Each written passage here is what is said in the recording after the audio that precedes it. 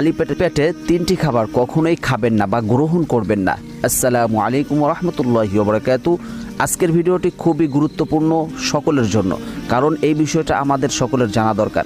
খালি পেটে যদি আপনি তিনটি খাবার গ্রহণ করেন অর্থাৎ খান, তাহলে আপনার রক্তের শূন্যতা এবং আয়রনের মতন বড় বড় সমস্যা আপনার শরীরে দেখা দিতে পারে এবং মারাত্মক রোগে আপনি আক্রান্ত হতে পারেন।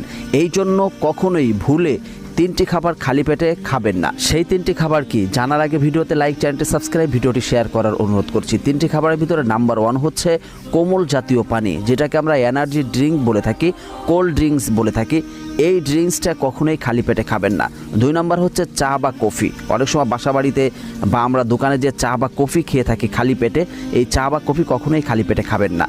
3 নম্বর হচ্ছে গরম পানি। অতিরিক্ত গরম পানি কখনোই খালি পেটে খাবেন না। যদি আপনি খান তাহলে আপনার শরীরে মারাত্মক রোগ বা আপনার রক্তের শূন্যতা দেখা দেওয়ার